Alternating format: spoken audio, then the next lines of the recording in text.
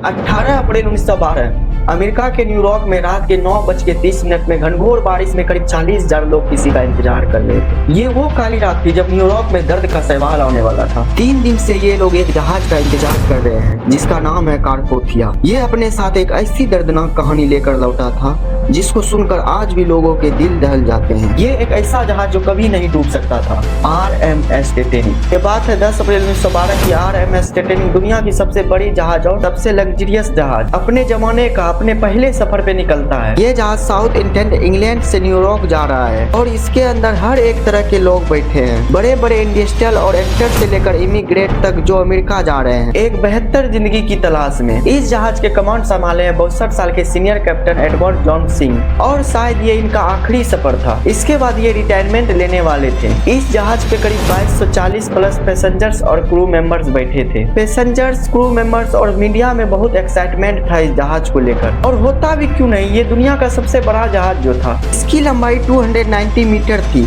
और इसकी ऊंचाई लगभग 50 मीटर था। और उस जमाने में शिप को बनाने में $7.5 मिलियन पड़ा था। शिप के अंदर की फैसिलिटी और डेकोरेशन किसी 5 स्टार से कम नहीं था। और तो और जिस तरीके से सेफ्टी फीचर्स का इस्तेमाल किया गया इस जहाज को बनाने के लिए, इस जहाज को अनसिंकेबल माना जाता है। ये एक ऐसी जहाज थी जो कभी नहीं डूब सकती थी क्योंकि शेप इतनी थी। व्हाइट स्टार लाइन उस कंपनी का नाम था जिसने टाइटैनिक को बनाया था। इस कंपनी के वाइस प्रेसिडेंट इतने कंफर्म थे इस चीज को लेकर, इन्होंने पब्लिक के सामने आकर कहा था ये जहाज अनसिंकेबल है। लेकिन अपने पहले सफर पर रवाना होने के सिर्फ 2 दिन बाद 12 अप्रैल 1912 को टाइटैनिक को अपनी पहली आइस वार्निंग मिलने लग जाती। यानी जिस अटलांटिक ओशन से तैर कर यह टाइटैनिक जहाज अमेरिका की ओर बढ़ रहा था वहाँ पे आइस मौजूद था। बड़े बड़े आइस के पहाड़ थे जो खतरा हो सकता था इस जहाज के लिए। इस वार्निंग को रिसीव करने के बाद टाइटैनिक अपना 2 बार कोर्स बदलती है लेकिन अपनी स्पीड कम नहीं करती।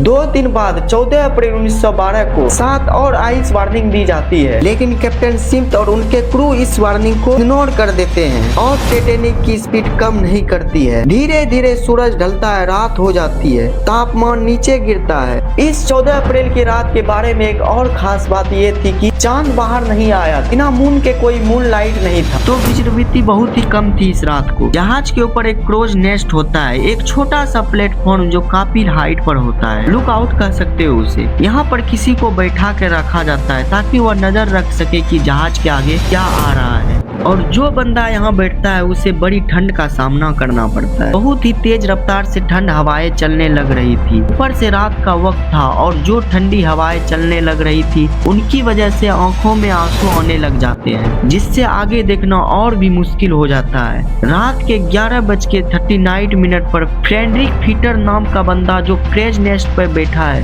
ये अचानक से अपने सामने देखता है कि एक बड़ा सा आइसबर्ग आ चुका है। वो जल्दी से 3 बार घंटी बजाता है ताकि नीचे बैठे वो लोग सुन सके। फिर फोन उठाकर कॉल करता है और चिल्लाकर कहता है सामने हमारे एक आइसबर्ग है, जल्दी जहाज मोड़ो। फर्स्ट ऑफिसर्स इस मैसेज को सुनते हैं और इंजन रूम को संदेश देते हैं कि जहाज को लेफ्ट साइड मोड़ो, लेकिन बहुत ही देर हो चुकी थी। सिर्फ 1 मिनट बाद 11:40 पर जहाज जाकर आइसबर्ग पे टकरा जाता है।